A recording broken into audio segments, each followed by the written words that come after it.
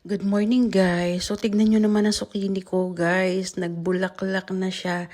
Yesterday wala pa yan nung nagdilig ako. Pero tignan nyo naman ngayon ang dami na.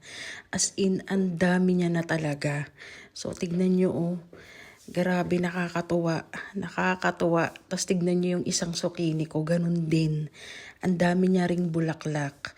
So excited ako talaga na magbunga na yan. Kasi after few weeks, sigurado may aanihin na ako. And yung kamatis ko, ang dami niya na ring bunga. Halos lahat ng bulaklak niya, every branches, meron na rin siyang bunga.